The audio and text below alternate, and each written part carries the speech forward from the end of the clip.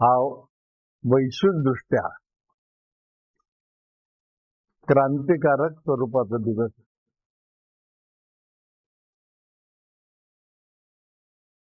वैश्विकदृष्ट्या एवढ्या करता म्हणलं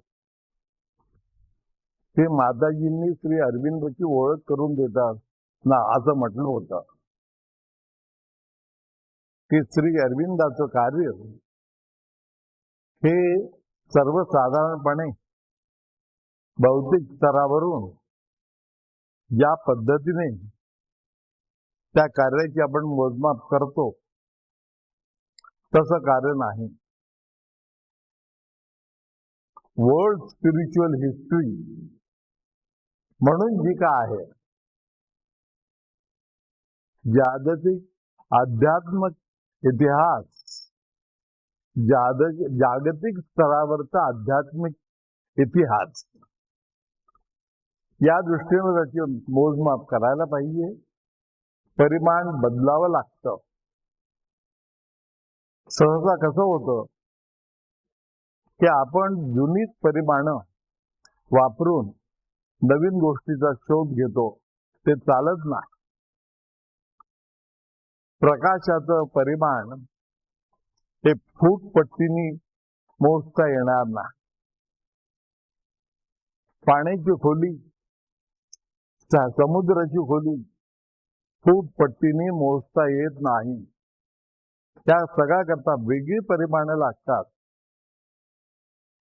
अध्यात्म क्षेत्रामध्ये सुद्धा जेव्हा मनुष्य आपली प्रगती करीत करीत वर जातो, तेव्हा भौतिकतेची कुठलीही परिमाणं तिथे उपयोगी पडत नाही. त्याला तो मापदंड वेगळा आहे. ज्ञानेश्वरांनी एका ठिकाणी असं उदाहरण दिलंय, अमृतानुभवामध्ये आहे ते, की मी आकाशाची उंची मोजायला निघालो आणि परिमाण कुठलं, माझी सावली. सावली ही मुळामध्ये स्थिर नाही. सकाळी सावलीची उंची वेगळी, दुपारी वेगळी, संध्याकाळी वेगळी. असं हे वारंवार बदलत जाणारं परिमाण. आणि ते मी कशाकरता वापरतो? आकाशाची उंची मोजण्याकरता. कसं शक्य होईल? आणि त्यामुळं अमुक नाही तमुक नाही असं ही भाकड कथा, ही अमक्या वगैरे अशा प्रकारची विधानं आपण करून जात. भौतिकातलं इथे काहीही लागू पडत नाही. आणि आपल्याला भौतिक क्षेत्राशिवाय दुसरा अनुभव नाही. भौतिक क्षेत्राशिवाय दुसरी मोजपट्टी आपल्याजवळ नाही. अशी विचित्र परिस्थिती आहे. म्हणून मोजमाप करायचे नाही, फक्त अपार म्हणायचे, दिव्य म्हणायचे. ज्ञानेश्वरांनी सुद्धा आहे, अपार कैसेनी ढवळावे, महातेज कवणे कवळावे, गगनमुठी सुवावे मशके केली. तशी परिस्थिती आहे. हा ज्ञानेश्वरांचा विनय म्हणून आपण त्यांना मोठेपणा देतो, पण हा विनय नव्हे, ही सत्यस्थिती आहे. जो कोणी तिथपर्यंत जाण्याचा प्रयत्न करील त्याला हे दिसून येतं की अरे, जे मिळवले ते काहीच नव्हे, खूप मिळवायचं आहे, महासागर आहे. जसं शास्त्रज्ञ, खरे शास्त्रज्ञ जे असतात ना, ते असं म्हणतात की my invention is only drop in the ocean. एवढं म्हणण्याची प्रामाणिकता ज्यांच्या ठिकाणी तो खरा शास्त्रज्ञ.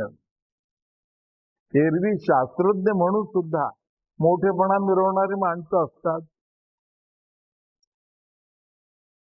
सांगण्याचा हेतू एवढाच आहे, हे अपार आहे, हे अफाट आहे, इतकं अफाट आहे की ते शब्दातीत आहे. शब्दांनी त्याचं वर्णन तर सोडाच, पण बाह्यवर्णन, आंतरवर्णन तो सोडाच. पण बाह्य वर्णन सुद्धा करता येत नाही, त्याचं मोजमाप करता येत नाही, त्याकरता परिमाण ठरवता येत नाही, काहीही करता येत नाही. येथे मौनचे भले. स्वामी सुद्धा वर्णन करीत असताना स्वामी म्हणे येथे भले मौन असा शब्द प्रयोग वापरला. वर्णन कसं करू? विष्णूचं दर्शन झालं त्यावेळेला तो विष्णू कसा होता? त्याने पितांबर परिधान केला होता, त्याच्या अंगावर आभूषण होती. बाहेरचं वर्णन करता आलं. करता करता जेव्हा त्यांनी त्यांच्या शब्दाचं वर्णन केलं आणि चेहऱ्यावरच्या स्मिताचं वर्णन केलं, त्यावेळेला ते म्हणाले स्वामी म्हणे भले मौन. आता वर्णन करता येत नाही. भगवंताच्या चेहऱ्यावरच्या हास्याचं वर्णन करता येत नाही. चेहऱ्यावरचं हास्य हा तर सगुणाचा भाग आहे. म्हणून सगुण म्हटल्यानंतर त्याच्या ठिकाणी गुण आहे, त्याला आकार आहे, त्याला मिती आहे, त्याला रंग आहे, रूप आहे. म्हणून त्या आकार, रंग, रूप, मिती इत्यादीचं वर्णन करता येतं, त्याकरता शब्द आहेत. परंतु जेव्हा त्याच्याही पलीकडे जातो, निर्गुणामध्ये जेव्हा शिरतो, त्यावेळेला त्याचे गुण, निर्गुणाचे गुण काय वानू अशी परिस्थिती होते ना. कसं वर्णन करणार? तरीही वर्णन करण्याचा मी प्रयत्न करतो. अतींद्रिय परी भोगवीन इंद्रिया करते हा प्रयत्न मी करतो, पण तो प्रयत्न सुद्धा कितपत यशस्वी होईल हे ते निर्गुणच जाल. का ते त्याच्याच कृपेने करावं लागतं. त्याची कृपा झाल्याशिवाय योग्य ते शब्द येत नाही. भगवंताच्या कृपेशिवाय ज्ञानेश्वर महाराज हे अक्षरही लिहू शकत नाही. आणि एवढं मोठं वर्णन त्यांनी केलं, ते कसं शक्य आहे? वय वगैरे हा सगळा भाग तर बाजूला राहिला, पण एवढं सगळं कसं केलं असेल?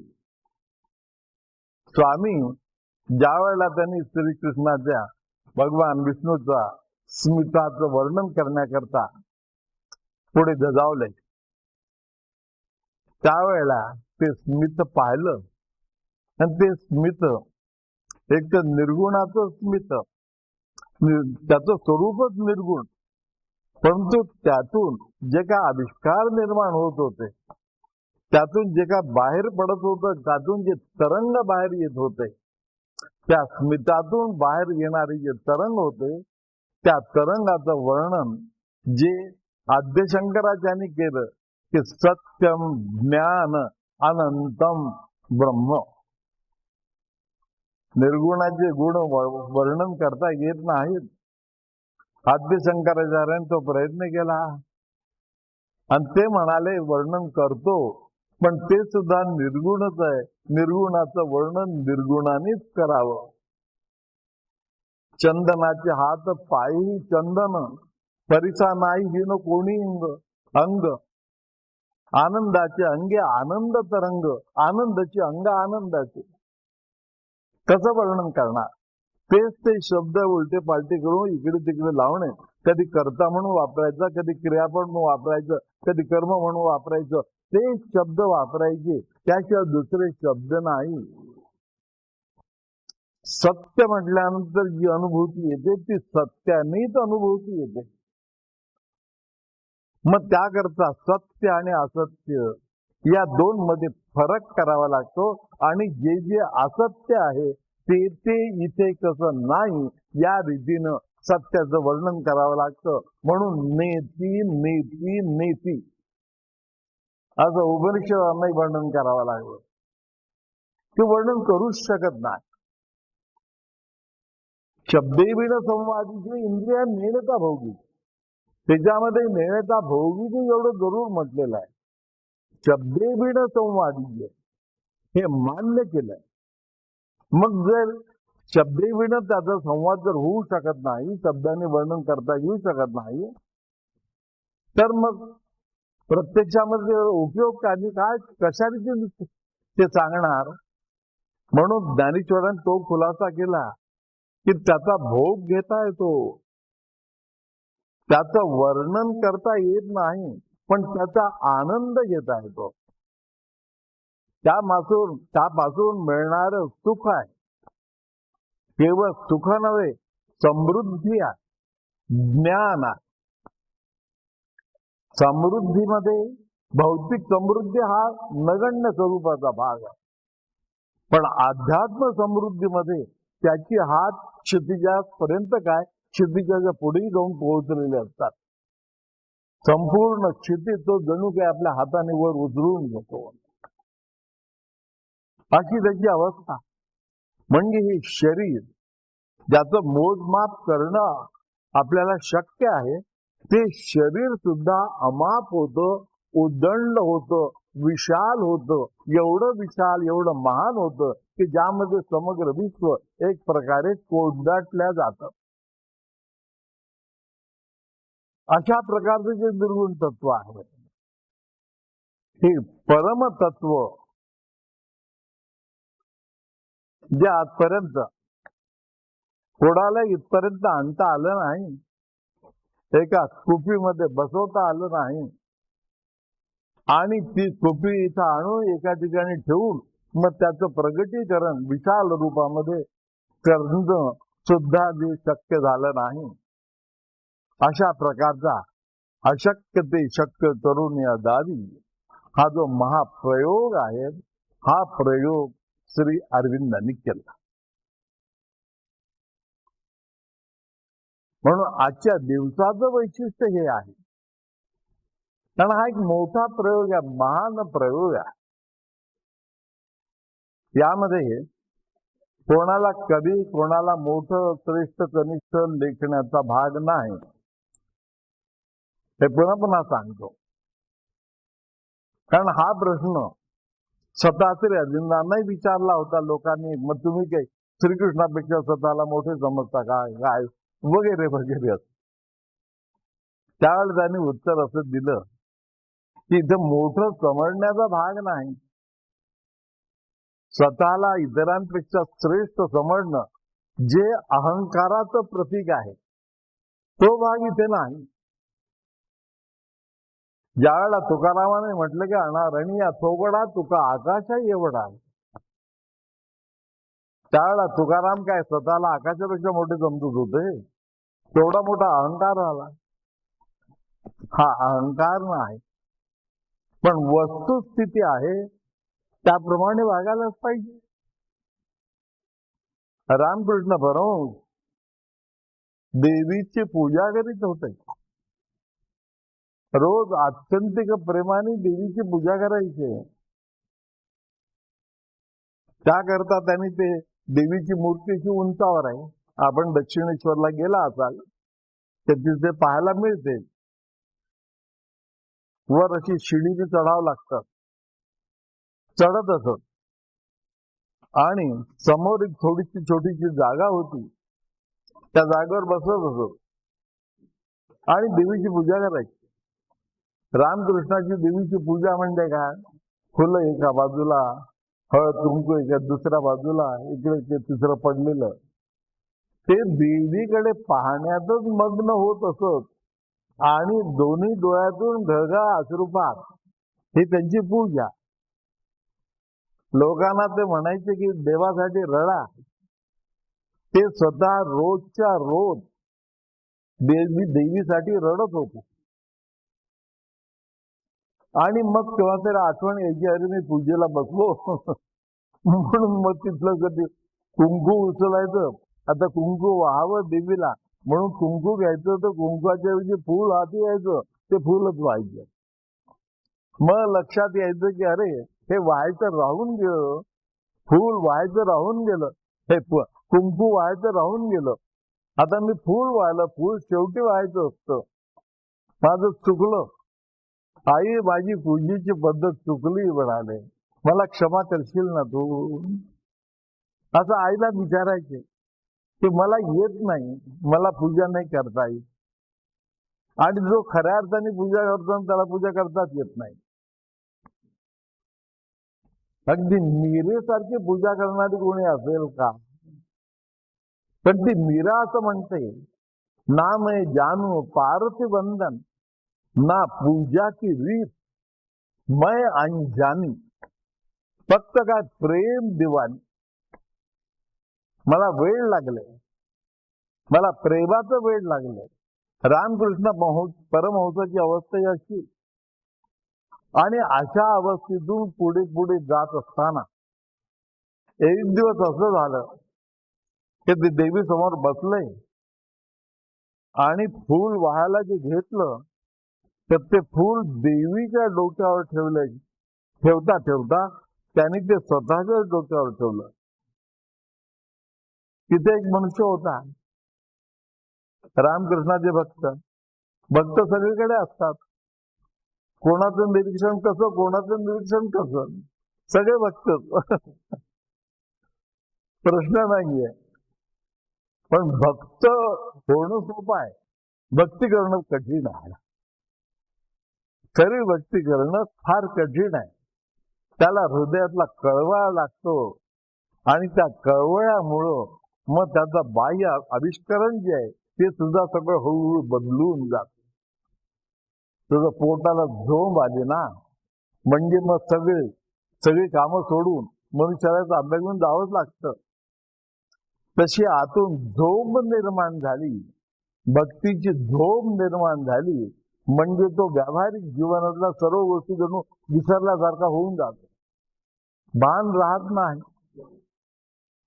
तेव्हा शिष्यांनी विचारलं, ते म्हणाले, आज तुम्ही देवीला फूल न वाहताना स्वतःला फूल वाहून घेतलं म्हणाले, आपल्या डोक्यावर ठेवलं, हे कसं काय? रामकृष्ण म्हणाले, असं झालं का म्हणाले आज? मग म्हणाले, सांगतो. तेवढ्यात नरेंद्र आला. नरेंद्र आल्यानंतर नरेंद्र समोर बसला. म्हणाले, नरेंद्र तुला सांगतो म्हणाले, आज तुला सांगतो म्हणाले. सगळ्यांना सांगायला हरकत नाही, पण सगळे समजू शकणार नाही म्हणाले. अरे तू ते समजू शकशील म्हणून तुला सांगतो. आणि रामकृष्ण नरेंद्राला असं म्हणाले की अरे आजपर्यंत मी देवीची पूजा करीत होतो, पण आज तुला सांगतो, खरं खरं अंतःकरणातलं सांगतो, आज मीच देवी झालो. म्हणून ते फूल देवीला वाहण्याच्या ऐवजी मी स्वतःला वाहून घेतलं. माझ्यातला रामकृष्ण म्हणून जो होता तो एकदम बाजूला झाला आणि ज्याच्या ठिकाणी राम आणि कृष्ण दोघे विलीन झाले तो देवी रूपाने प्रगट झाला, त्याला मी ते फूल वाहिलं. अवस्था जी बदलायची असते ती हळूहळू अशा रीतीनं बदलायची असते. हा अवस्था बदल श्री अरविंदाच्या जीवनामध्ये आला.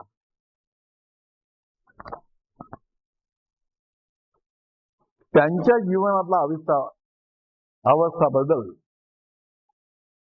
हा तुरुंगात घडून आला.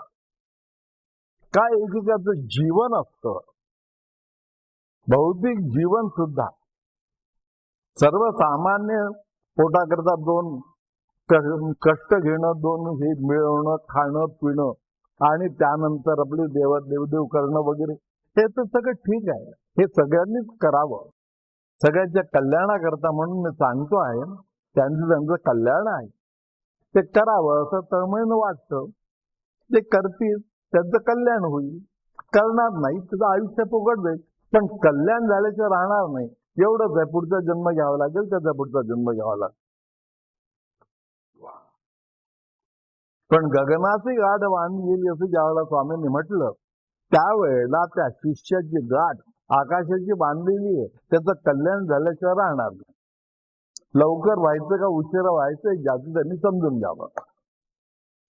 श्री अरविंद तुरुंगामध्ये होते. तुरुंगामध्ये असताना त्यांना कुठल्याही प्रकारे त्या खटल्यातून मुक्त होण्याची सुतराम शक्यता नव्हती. सर्व बाजूनी बंदिस्त झाले. प्रकृतीने इतक्या छान रीतीनं त्यांना बंदिस्त केलं होतं की कधी काही कारण असलं तरी त्यातून सुटण्याची शक्यता नव्हती. पण यांचं हे साधना चालू. एवढंच तुरुंगामध्ये असताना देखील जेव्हा वेळ मिळे तेव्हा त्यांची ती साधना करीत असत. कष्ट होते. अगदी सावरकरासारखे कष्ट नसले तरी पण कष्ट होते. खूप कष्ट होते. एक दिवस आईला प्रार्थना केली. श्री अरविंद हे सुद्धा देवीचे उपासक होते. म्हणून ते जगदंबेला त्याची पूर्ण जाण होती. देवीने त्यांना दिली आणि देवी सर्व काही देत असते. कारण प्रकृतीचं समग्र कार्य हे देवीच्या स्वाधीन आहे. म्हणून इथं उपासना पार्वतीची करावी लागते. शंकराची करून उभं होत नाही. शंकराची उपासना ही निर्गुणाच्या प्राप्ती करता आणि देवीची उपासना ही सगुणामध्ये आच्छादित असलेलं जे सर्व काही आहे त्यातून जे बंधन निर्माण होतं त्या बंधनातून मुक्ती करता. म्हणून स्वामींनी शेवटी असं म्हटलं, तुझ्या अनंताच्या राऊळात मी बंध मुक्त स्वतंत्र आहे. असं स्वामींनी म्हटलंय ना. तुझं पुढे मी सुखानं नृत्य करीत आहे असं म्हणत असताना हे नृत्य कुठं? तुझ्या अनंताच्या शाश्वताच्या राऊळामध्ये मी बंधमुक्त आणि स्वतंत्र आहे. फार अवघड आहेत गोष्टी, फार अवघड आहेत. बंधमुक्त आणि स्वतंत्र ह्या गोष्टी फार अवघड. कारण प्रकृतीचं कार्य हे बंधन निर्माण करणारं कार्य असतं. प्रकृती तिन्ही स्वरूपाचं बंधन निर्माण करू शकतं. आधी भौतिक, आधी दैविक, आध्यात्मिक तिन्ही स्वरूपाची बंधनं ही प्रकृती निर्माण करते. त्यातून बाहेर पडणं आणि ते मग मनुष्य आपोआप अनंताच्या राऊळामध्ये तो जाऊन शिरतो. समजा हे मंदिर आहे, मंदिरातून बाहेर पडलो म्हणजे बाहेर मोकळ्या पटांगणात. तसं ते होतं. ते मला मिळालं म्हणून मी आनंदाने नृत्य करतो आहे असं स्वामींनी म्हणाले. श्री अरविंदाच्या भोवती सुद्धा अशाच प्रकारची अनेक बंधनं होती. शरीर आहे, शरीराला शरीराच्या मर्यादा आहेत. त्यानुसार त्यांनाही ते काही गोष्टी असह्य झाल्या. असह्य झाल्यानंतर त्याने देवीची एवढीच प्रार्थना केली की सहन करतो आहे. कारण त्याने लोकांना सांगितलं, बिअर सहन कर, सहन कर, त्याशिवाय बाहेर पडता येणार नाही. पण एक दिवस हमखास येईल त्याचा विश्वास ठेव. त्याप्रमाणे ते स्वतः वागले आणि देवीने त्यांच्या डोक्यावर हात ठेवला. तो साक्षात्कार त्यांना झाला आणि त्यांनी सांगितलं की आईने सांगितलं, चिंता करू नको, पुढची व्यवस्था होईल. आई निघून गेली आणि मग आतापर्यंत यांनी ज्याची प्रेमाने उपासना केली होती, जे लोकांना कळलं नव्हतं, जे गुह्य त्यांना लेले महाराजांनी सांगितलं होतं. बडोद्याला त्या पाळण्यावर बसून लेले महाराजांनी जे गुह्य सांगितलं होतं ते गुह्य असं होतं की विचारांना बाजूला ठेव. तुझ्या प्रगतीत तुला असं दिसून येईल की विचार आता माझ्यामध्ये शिरतात. विचार नेहमी बाहेरून येतात, विचार आतून येत नाहीत कधी. ते आता येत आहेत. हे तिकडे लक्ष ठेवून त्यांना तिथेच थांबव. म्हणजे काय होईल? त्यांनी विचारलं. त्या लेले महाराज म्हणाले, म्हणजे कृष्ण तत्व आश्चर्य. आणि त्याप्रमाणे केलं. 3 दिवस पर्यंत तसे राहिले. केवढी प्रचंड तयारी असलेली ही माणसं, ते श्रीकृष्ण तत्व मग यांच्यामध्ये शिरलं. आणि शिरलं तो क्षण असा आला की तुरुंगामध्ये त्या व्हरांड्यामध्ये बसलेले असताना त्यांना आतून आदेश आला, आवाज आला की झाडाखाली बैस. तिथून उठले. तुरुंगामध्ये असलेले जे झाड होतं त्या झाडाखाली बसले. आणि तिथे मग जे दर्शन घडलं ते प्रत्यक्ष श्रीकृष्णाचं दर्शन घडलं. स्वामींना दर्शन घडलं विष्णूचं. त्याच्या स्मित हास्याचं वर्णन त्यांना करता येईना. आणि वर्णन न करताच मग ते खऱ्या अर्थाने अंतर्मुख झाले. त्यातून निर्गुणाचा साक्षात्कार झाला. स्वरूपी विश्वरूप देखले, विश्वरूपी स्वरूप सामावले, स्वरूपा विश्वरूपा आगई नित्य तत्व. इथे स्वामी निघून गेले. श्री अरविंद महाराज श्रीकृष्णाचं दर्शन झालं. दर्शन झाल्यानंतर ते दिव्य दर्शन पाहिले सीमित झाले. आपण स्वतःला ते विसरल्यासारखे झाले. माझ्यामध्ये जणू काही कुठलाही भाग आता शिल्लक राहिला नाही. काय असेल ते सगळं तुझं आहे. विशुद्ध भावना ही मनामध्ये निर्माण झाली. आणि त्यावेळेला मुखातून श्रीकृष्णाच्या मुखातून शब्द बाहेर पडले. Now you have come to realize that you are completely under bondage. You have no power to break it. I am going to break it for you. ईश्वराचे साक्षात्कार होतात. आदेश येतात. अगदी शब्दातून आदेश येतात. पण केवढी मोठी तयारी करावी लागते. एवढी तयारी की देह नाही, देह जावो अथवा राहो, पांडुरंगी दृढ व्हावं. सगळ्या संतांच्या बाबतीमध्ये हे झालेलं आहे. न तुकारामाने तर एवढं म्हटलं, न मिळो खावया न वाढो संतान. भौतिकातली एखादी कुठली गोष्ट मला नाही मिळाली तरी चालेल, नको, परंतु तूच हवा. परमेश्वरा मला तूच हवा. तुझ्या वाचून मला काही नको. नचिकेत याचं जिवंत उदाहरण आहे. कठोपनिषदामध्ये नचिकेताला यमाने सगळं काही देतो म्हणून सांगितलं होतं. पण तो म्हणाला ते मला नको. मला हे रहस्य पाहिजे. आणि तेही मृत्यूचं रहस्य पाहिजे. हे रहस्य तू जर सांगत असशील तर वाटेल ते देण्याची माझी सगळी तयारी आहे. आणि ते जर देत नसतील तर वाटेल ते तू दिलंच तरी ते मला नको आहे. असं म्हणून तो जाण्याच्या तयारीत होता. तेव्हा यमाचाही नाईलाज झाला. यम हा नारायण आहे. यम म्हणजे आदित्य नारायण आहे. सगळ्यांचा पोषण करता आहे. यमाविषयीच्या आपल्या ज्या कल्पना आहेत त्या फार चुकीच्या आहेत भौतिक क्षेत्रामध्ये. तसंच यमाचं कारण यम साक्षात पूषण एकर्षे यम सूर्य राजा पत्य व्यूह रश्मीन समूह तेजो यत्ते रूपम कल्याणतमम तत्ते पश्यामी यो सहा असौ पुरुषः सोहम अस्मि. सोहम साधनेमध्ये अत्युच्च पदावर ज्यावेळेला मनुष्य जातो त्यावेळेला त्याला दर्शन घडतं. ते यमाचं दर्शन घडतं.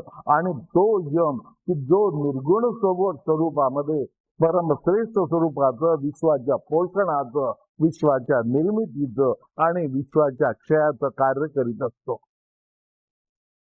एवढी मोठी व्याप्ती ही त्या यमाची आहे. श्रीकृष्णाने त्याला सांगितलं. आनंद झाला. नुसता आनंद झाला तेवढ्या पुरता नाही की आता मृत्यूतून सुटणार असं नाही. त्या क्षणापासून त्यांना असं व्हायला लागलं की अरे आजूबाजूचं सगळं कृष्णच आहे. इथे कृष्णाशिवाय काहीच नाही. ज्या झाडाखाली ते बसले होते त्या झाडाकडे वर दृष्टी गेली तर ते झाड दिसेना असं झालं. तो एवढा झाडमय असलेला श्रीकृष्ण दिसायला लागला. त्यांना चैतन्य महाप्रभूची आठवण झाली. चैतन्य महाप्रभू एकदा एका त्या महानदीच्या तीरावर बसलेले होते.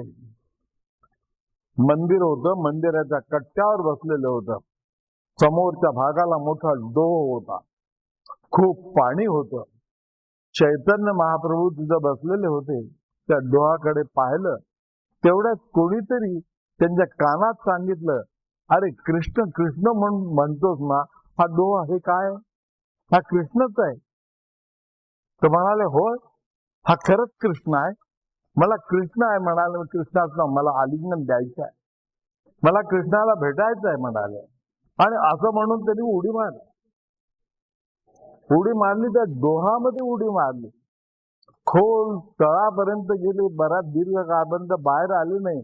शिष्याला चिंता निर्माण झाली, काही चैतन्य गेलेत कुठं म्हणून तिथं आलेत. म्हणा इथे मगाशी बसलेले होते, एखाद्या डोहात पडले का काय कोणाचं, म्हणून आतमध्ये ते गळ लावून इकडून तिकडून शिष्याने शोध घेतला. त्यांचं असं ते प्रेतासारखं असलेलं ते शरीर असं बाहेर पडलं. पण धुगधुगी होती, जिवंत होती. या लोकांनी थोडस ते पोटातलं पाणी गिनी काढलं, इथे गेलं आणि नंतर थोडा कृष्ण कृष्ण कृष्ण म्हणून उठून बसले आणि नाचायला लागले, नृत्य करायला लागले. कृष्णमय जीवन झालं. दुःखाचं, मृत्यूचं, कशाचंही काही वाटेन असं झालं. ही अवस्था बदलत गेली. श्री अरविंदाची सुद्धा अशाच रीतीनं अवस्था बदलत गेली. आणि ते दर्शन, या सगळ्या अवस्थांतराचं दर्शन हे माताजींना झालं होतं. त्यावेळेला मग त्या श्रीकृष्ण अरविंदाकडे वेगाने आल्या की मलाही लहानपणी असं श्रीकृष्णाचं दर्शन झालं होतं. कृष्ण कृष्ण म्हणून जो कोणी आहे तो कृष्ण हाच आहे, दुसरा कृष्ण नाही. ते कृष्ण तत्व श्री अरविंदाच्या ठिकाणी त्या तुरुंगामध्ये भिनल्या गेलं, आतमध्ये गेलं आणि सर्व काही कृष्णमय झालं. होता होता ते इतकं वाढलं की तुरुंगामध्ये ज्यावेळेला न्यायाधीशांनी निर्णय द्यायला सुरुवात केली, त्यावेळेला समोर पाहतात तर हा इथं न्यायाधीश नाही, हा कृष्णच आहे. माझ्या बाजूनं बोलणारे वकील हे सुद्धा कृष्णच आहे, सरकारी वकील हे सुद्धा कृष्णच आहे. आणि तिथे जमलेला जो समुदाय होता हा सुद्धा कृष्णच आहे. त्यावेळेला त्यांना हेही जाणवलं की दूरवरची जयकर आणि सप्रू सारखी जी माणसं आहेत की ज्याने कोर्टाला विनंती केली होती की आर्ग्युमेंट थांबवा, आम्ही येऊ इच्छितो, हे आर्ग्युमेंट ऐकू इच्छितो, ते सुद्धा म्हणजे हे कृष्ण तत्व त्यांच्यापर्यंत जाऊन पोहोचलं. जयकराच्या तारेमध्ये त्यांना कृष्ण दिसला, सप्रूच्या बोलण्यामध्ये त्यांना कृष्ण दिसला. कृष्ण तेवढ्यापुरता मर्यादित नव्हता, तिथल्या जड वस्तूमध्ये सुद्धा कृष्ण दिसला. ते न्यायालय संपूर्ण कृष्णमय झालं. हे समग्र विश्व वासुदेवम इत्येहम सर्वम, हे सगळं जे आहे हे समग्र वासुदेवमय आहे, कृष्णमय आहे. हा साक्षात्कार त्यांना झाला, नुसता साक्षात्कार झाला नाही, त्याप्रमाणे प्रत्यक्षामध्ये ते त्यातून बाहेर पडले, ऍक्विट झाले. आजच्या परिभाषेत बोलायचं झालं म्हणजे संपूर्ण निर्दोष म्हणून त्यांना सोडून द्या. जिथे अजिबात निर्दोषत्वाने सुटण्याची अजिबात शक्यता नव्हती, त्या ठिकाणी पूर्ण रूपाने निर्दोष म्हणून ते सुटले. पण त्याच्या पाठीमागचं प्रकृतीचं कार्य संपलं होतं असं नाही. सरकारी CID मागे लागलेलंच होते. इतरही बाकीच्यांचं असं होतं, चाललेलंच होतं. ते यानं एका ह्याच्यात नाही पकडलं, दुसरं कुठंतरी पकडायचं आणि त्यांना शिक्षा करायची. तर सरकारी धोरण, आसुरी शक्ती, ब्रिटिश जाणून बुजून असते, आसुरी तत्वच होतं. त्यातून ते मुक्त झाले, परंतु बाकीचं सगळं प्रकृतीचं कार्य चालू. मग यातून बाहेर कसं पडायचं, त्याकरता श्री अरविंदांनी काळजी घेतली नाही. ते त्यांचं अंतर्मन एवढंच सांगत होतं की आता मी पूर्णपणे तुझा आहे, आता तुला काय हवं ते कर. एक झलक तू मला दाखवली, या फाशीच्या फंद्यातून मला सोडलं, आणि आता पुढचं जे काय करायचं आहे ते आता तू कर.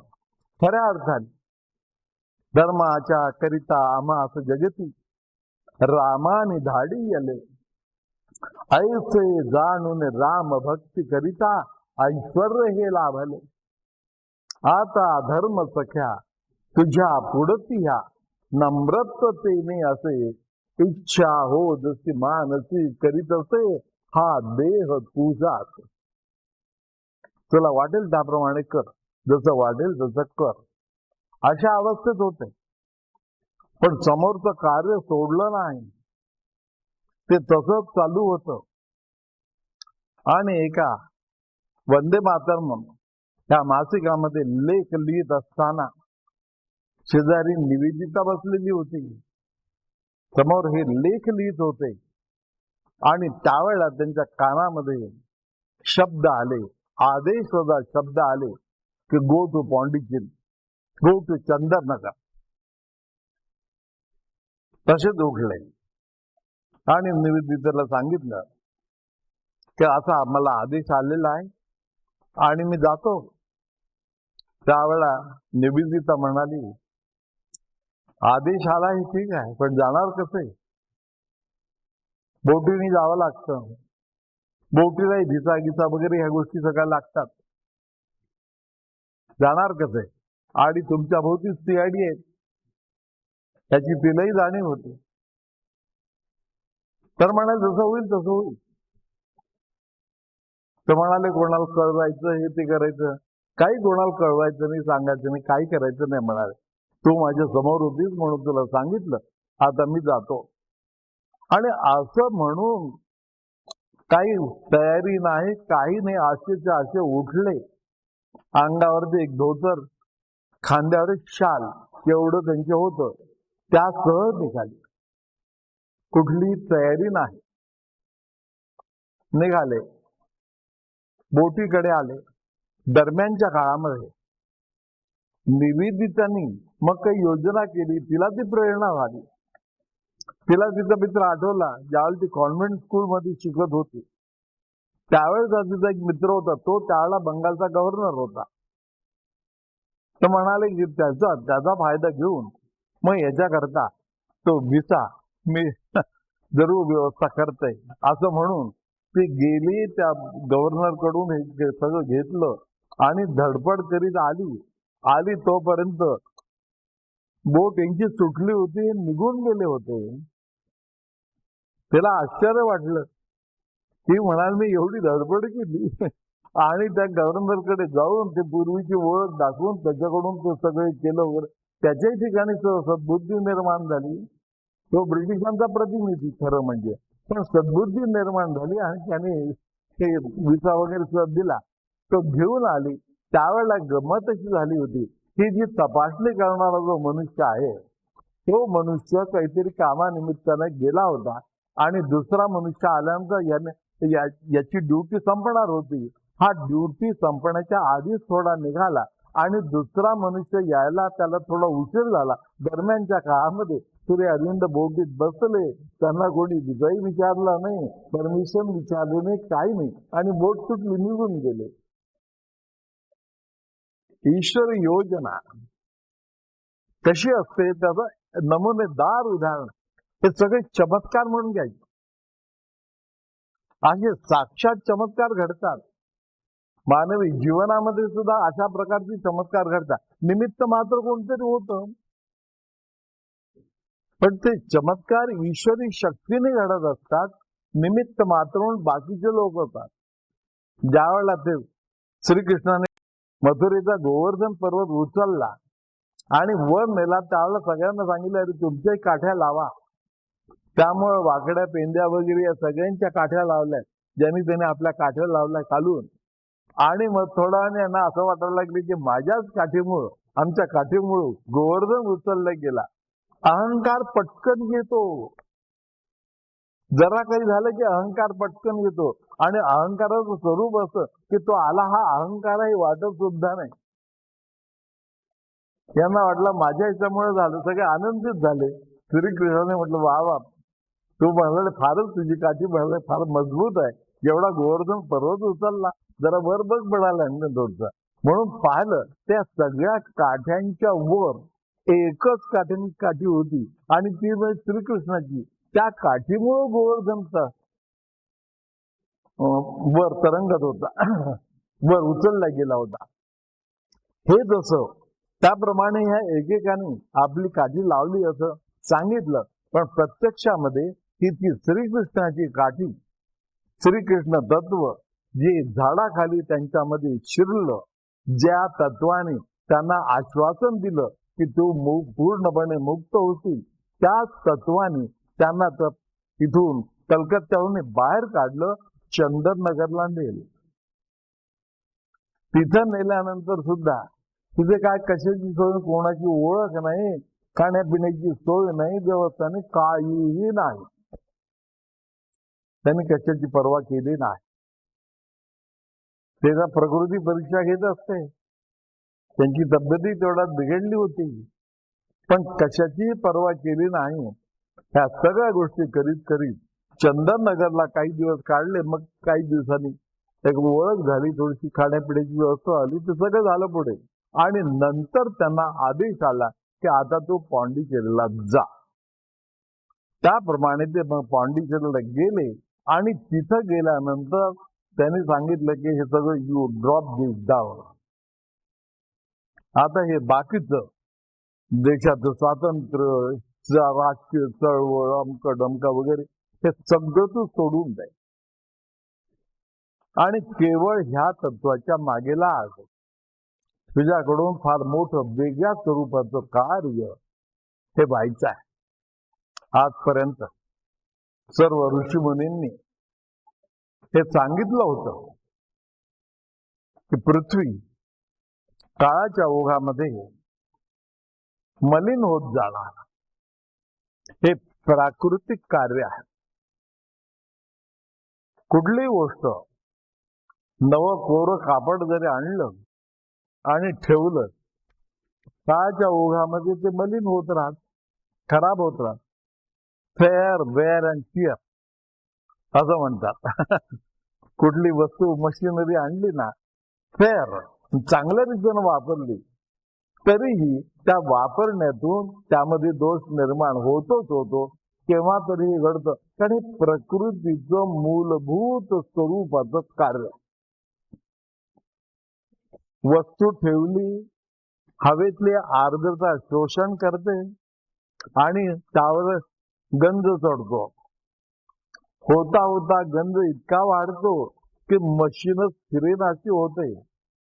तोपर्यंत फिरेनाशी झाल्यानंतर मग त्या दुरुस्त करावीच लागतंय, पण तोपर्यंत कधी मध्ये अडखळते, कधी खोडा निर्माण होतो, कधी आणखीन काही त्रास होतो वगैरे वगैरे. ह्या सर्व गोष्टी चालतात. तर कुठल्याही मशीनचं हे समग्र विश्व सुद्धा एक प्रकारची मशीन आहे.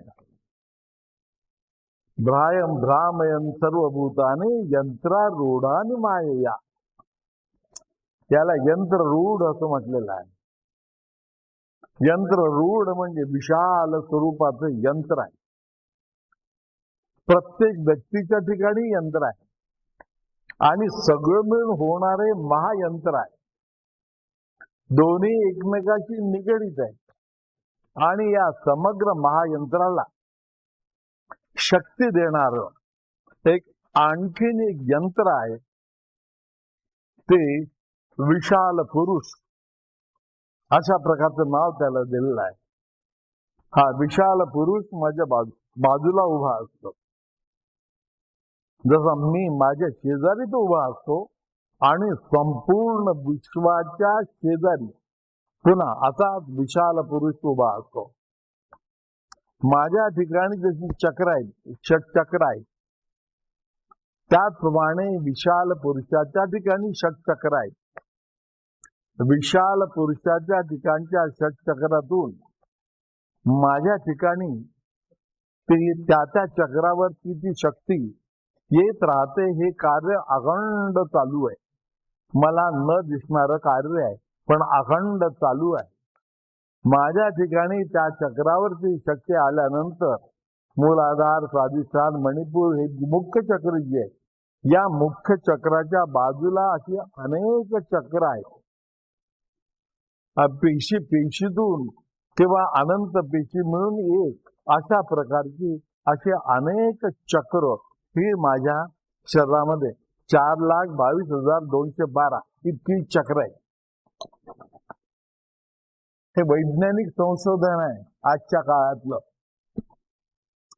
आणि त्या चक्रातून माझं समग्र कार्य हे चालू असतं. आता ह्या चक्र ही जी सगळी चक्र जी आहेत ही चक्राच्या पद्धतीनं कार्य करतातच, परंतु ज्यांच्यावर कार्य होतं ते मात्र काळाच्या ओघामध्ये मलिन होत राहत. मातीचा ढीग केला, सुरुवातीला खाली पाणी वगैरे सोडलं, ओलावा राहतो. नंतर पाणी जरी येत राहिलं तरी ते कसं होतं, त्या ढिगाऱ्याच्या बाजूने जातं. ढिगाऱ्याच्या आतमध्ये पाणी शिरत नाही आणि ढिगारा घट्ट होत राहतो. त्या ओलसरपणा त्याच्या ठिकाणी येतो तेवढा पुरे. त्या ओलसरपणातून मग वारूळ तयार होतं. जसं मुंग्यांचं वारूळ असतं ना, अशा प्रकारची वारूळ अशी तयार होत राहते. घट्ट असतात, घण मारले तरी फुटत नाही, अशी ती वाळ तयार होतात.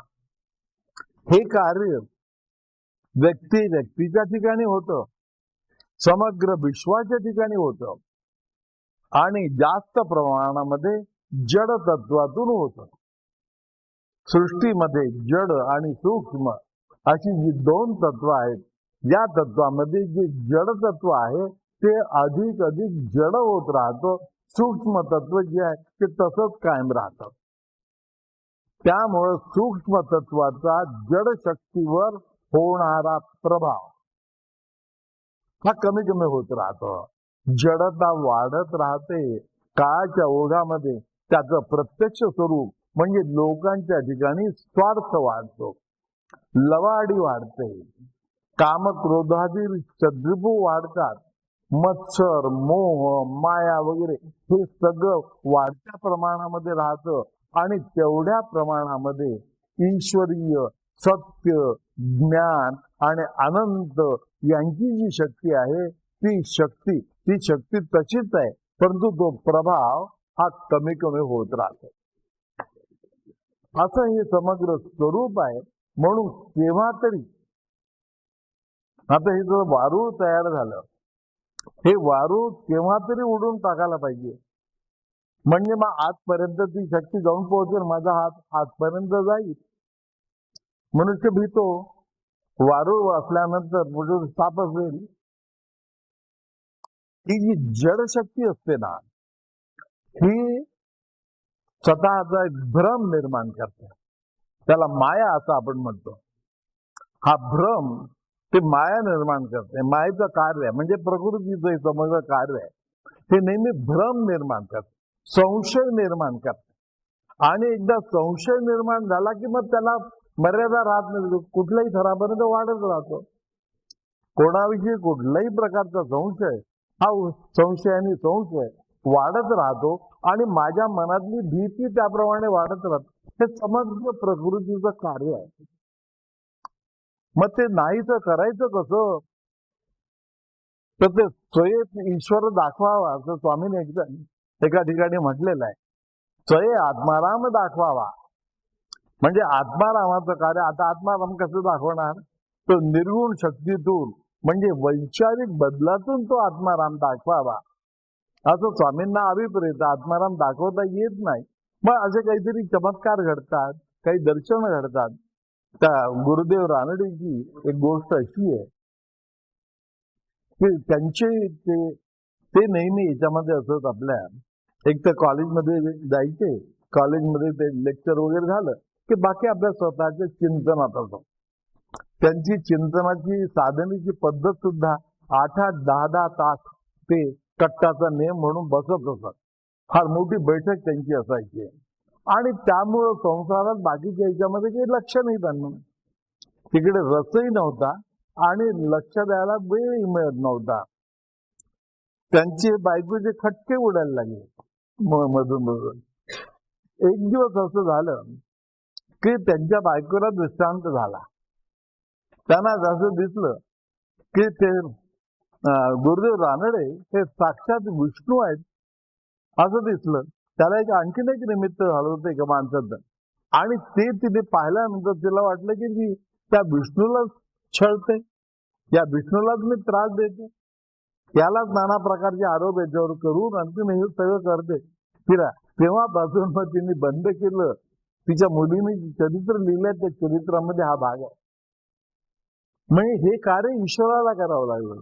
ईश्वर करतो, त्याला जोपर्यंत परीक्षा पाहायची असते तोपर्यंत छळवादी करतो, आणि परीक्षेतून बाहेर काढायचं असतं त्यावेळेला एखादा दृष्टांत देऊन ते सगळं नाहीच करत. ईश्वराच्या दृष्टीने ह्या गोष्टी कशा आहेत?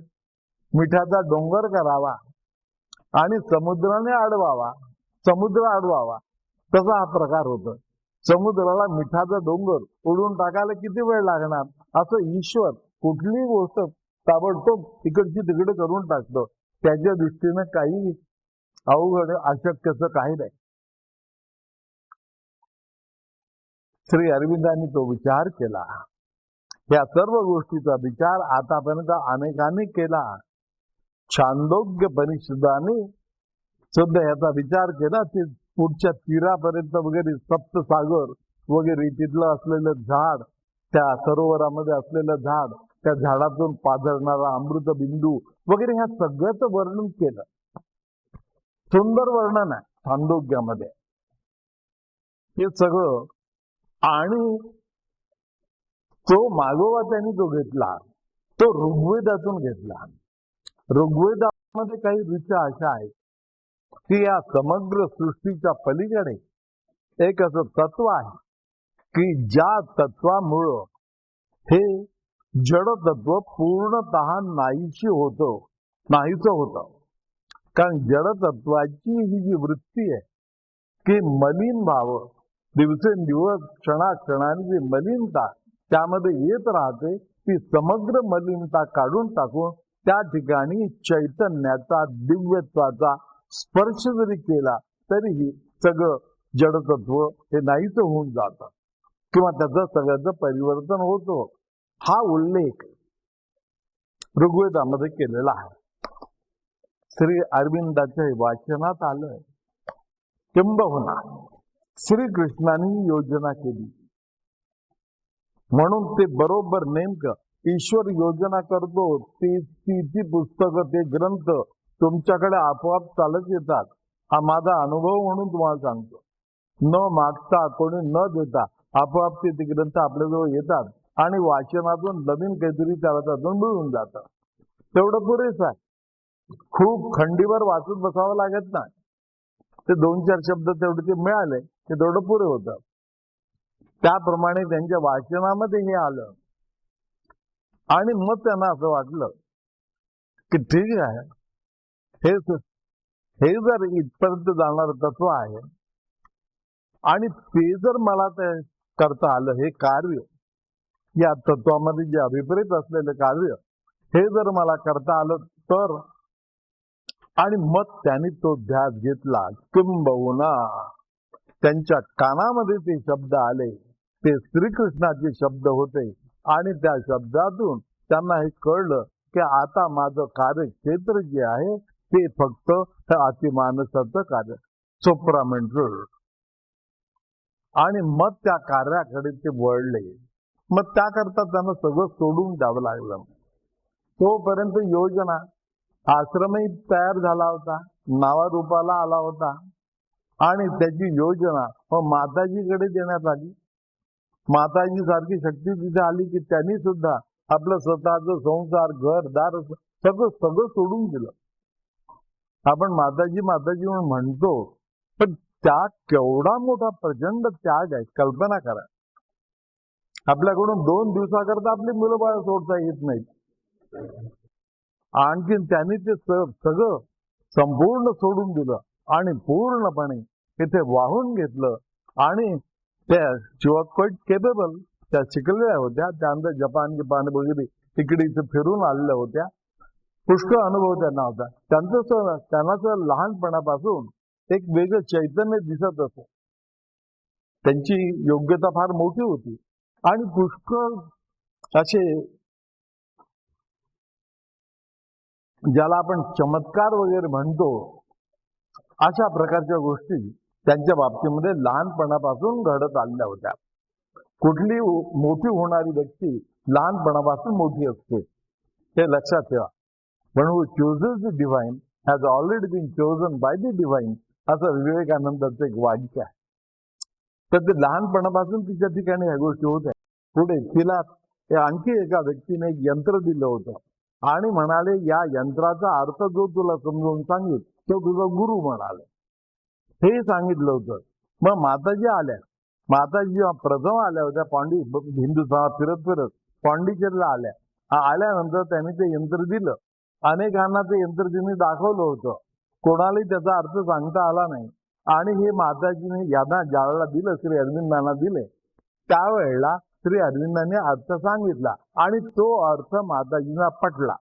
तेव्हापासून त्यांनी ठरवलं की आपण इथे आता राहायचं. आणि त्यानंतर मग आणखी त्या तिकडे गेल्या, फ्रान्सला गेल्या होत्या. तिकडची सगळी व्यवस्था वगैरे लावली आणि मग फायनली त्या पॉंडिचेरीला आल्या. श्री अरविंदांनी ज्यावेळेला हा ध्यास घेतला त्यावेळेला तोपर्यंत आश्रमाची व्यवस्था पाहण्याकरता सक्षम अशी व्यक्ती माताजीच्या रूपाने उभी राहिली होती. ही सुद्धा ईश्वराची कृती झालं. म्हणून तिकडून मग ते श्री अरविंदांनी कशाला लक्ष घातलं, आश्रम कसा चालतो, कुठून पैसे येतात, काय होतं, काय काय करायचं, काय नाही, त्यांनी कशात लक्ष घातलं नाही. स्वतःचं स्वप्न मात्र मांडलं, ते मांडून ठेवलं. आणि त्यावेळेला त्यांना जे स्वप्न पडलं होतं ते स्वप्न ऑरोविलचं होतं. हे ऑरोविलचं स्वप्न श्री अरविंदांनी लिहून ठेवलं, डिटेल्स मध्ये सगळं लिहून ठेवलं. तर त्यांची कल्पना अशी की हे ऑरोविल म्हणजे रामराज्य असावं. श्री अरविंदाची कल्पना अशी आहे की इथं पैशाची व्यवहार नाही. 2-4 माणसं डोनेशन देऊ शकतात तेवढे पुरे. नाही ते भौतिक व्यवहार चालण्याकरता पैसा लागतो, त्याशिवाय कसं होणार. पण तेवढे ते माणसं मिळतील ते देतील आणि बाकीचे जे स्वेच्छेनं देतील ते कोणावर बोजा नाही. परंतु तेवढा पैसा आपल्या जवळ आता उपलब्ध असल्याशिवाय कुठली गोष्ट हाती घ्यायची नाही. कर्ज चुकून काढायचं नाही. माझं सुद्धा हे स्वप्न आहे आणि त्या स्वप्नपूर्ती करता कर्ज काढायचं आहे का. हे भौतिक व्यवहार ठेवायचेच नाही. आर्थिक व्यवहार सुद्धा आवश्यक तेवढे, नाही तर उत्स्फूर्तपणे लोक येतात, पुढे येतात, एक स्पॉन्सर करतात, एक गोष्ट उचलून घेतात आणि हे तुम्हाला सांगत नाही बरोबरी करीत नाही. पण माझा हा अनुभव आहे, या आश्रमातला सुद्धा माझा हा अनुभव आहे. लोक आपण पुढे येतात, स्पॉन्सर करणारे खूप लोक असतात आणि पुष्कळ गोष्टी स्पॉन्सर आश्रम जवळजवळ आजकाल स्पॉन्सरशिपवरच चाललेला आहे. मग जो कर्जाचा एक पैसा नाही, कोणाचं कर्ज मी पैशाचं कधी ठेवत नाही. आणि ज्याला जे प्रत्येक कोण काय देतं मी आपली नोंद मध्यवर ठेवतो आणि त्याप्रमाणे प्रतिसाद त्याला देतो. तो त्याच्या हृदयातून देतो. कारण पैशाने प्रतिसाद मी देत नाही, व्यावहारिक स्तरावर प्रतिसाद मी देत नाही, पण आंतरिक स्तरावर देतो. मी ईश्वराजवळ प्रार्थना करतो, त्याचं जीवन सुखमय होतं, त्याच्या अडचणीचं निवारण होतं. त्या गोष्टी आपोआप घडत राहतात. मी दुसरं काहीही करत नाही. ईश्वराजवळ फक्त प्रार्थना करतो. दुसऱ्या करता प्रार्थना करणं ही साधना होते. स्वतः करता अशी प्रार्थना करणं हे कर्म होतं. हा त्यातला फरक आहे. मनुष्य आपल्या जीवना म्हणून मी नेहमी सांगत असतो, जे करायचं दुसऱ्या करता करा आणि निस्वार्थ वृत्तीने करा. हे तुमची साधना. वेगळी साधना नाही केली तरी चालेल, ध्यानाची बैठक नाही केली तरी चालेल, नामजप नाही केला तरी चालेल, दुसऱ्या करता करा. जे करतो तो चांगला का वाईट हे बघू नका. नुसतं आपलं करीत राहायचं. तो म्हणजे हा म्हणजे असाच आहे, तो तसाच आहे, त्याच्याकरता काय करायचं काही तो आपला विचार नाही. कोण कसा आहे आपण पाहू शकत नाही, ती दृष्टी आपल्याला नाही आहे. असली तरी त्याचा वापर करायचा नाही. ईश्वर नियोजनाप्रमाणे ती व्यक्ती आपल्याकडे आलेली आहे, त्या व्यक्तीच्या बाबतीमध्ये आपण काहीतरी रुणतो, त्याचे काहीतरी लागतो, म्हणून त्याच्या जीवनाचं कल्याण करणं हे आपलं कर्तव्य साधक या भूमिकेतून होतं. एवढी श्रेष्ठ उच्च दिशा, उच्च विचार यांनी प्रेरित होऊन मग श्री अरविंदांनी स्वतःला पूर्णपणे या ह्याच्यामध्ये झोकून दिलं.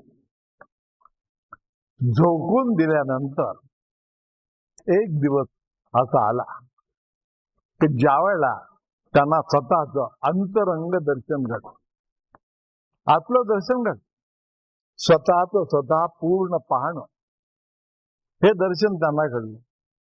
आजपर्यंत ते पाहत नव्हते का, आदेश आलीत वगैरे पाहत होते, पण त्यात फरक होता.